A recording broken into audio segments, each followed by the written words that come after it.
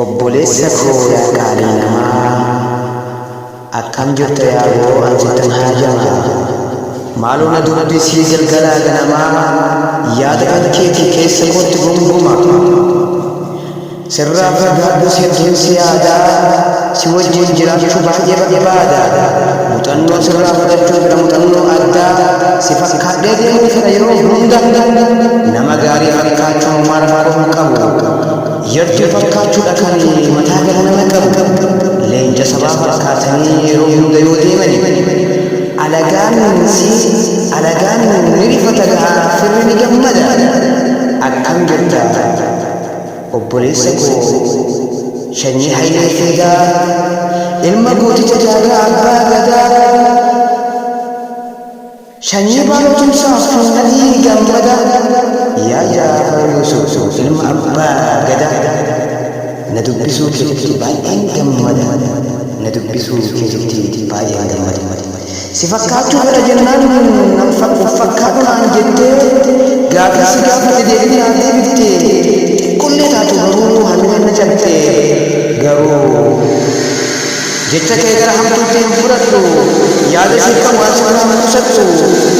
yommuu guyyaan si wajjin wal ga'ee waan gaarii hojjedhu yommuu guyyaan si wal ga'ee waan gaarii hojjedhu yaa jaajan Yusuf artistii Oromoo falmataa sabaa gammachiisaa Oromoo miseensa aabaa hojjaataa hundi si deebata xiqqaa guddaan qomoo hundi si jaalata xiqqaa guddaan qomoo ani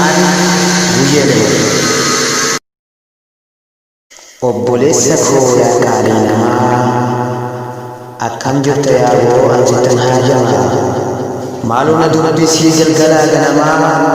yaada kan keetii keessa kootti gunguma sirraa fagaadhu hedduun si yaadaa si wajjin jiraachuu baay'ee barbaada muuxannoo sirraa fudhachuu bira muuxannoo addaa si fakkaadhee deemuu fedha yeroo hunda nama gaarii fakkaachuu maal baruu qabu yartuu fakkaachuudha kan mataa gara nama qabu leenja sabaa fakkaatanii yeroo hunda yoo deemani alagaan ni rifata gahaa firri ni gammada akkam jirta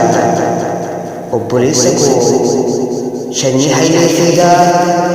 ilma gooticha jaagaa abbaa gadaa shanyii baalotumsaaf nadhii gammada yaa Yusuf ilma abbaa gadaa na dubbisuu keessatti baay'een gammada na dubbisuu keessatti baay'een gammada si fakkaachuu fedha jennaan fakkaatu naan jettee gaafasi gaafate deebii naan deebiftee qullee taatu garuu hammina na cabtee garuu jecha kee gara hamtuutti hin fudhadhu yaada si qabu waan si naan qusattu yommuu guyyaan si wajjin wal ga'ee waan gaarii hojjedhu yommuu guyyaan si wal ga'ee waan gaarii hojjedhu yaa jaajan Yusuf artistii Oromoo falmataa sabaa gammachiisaa Oromoo miseensa aabaa hojjaataa Oromoo hundi si deebata xiqqaa guddaan qomoo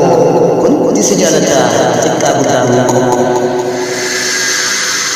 ani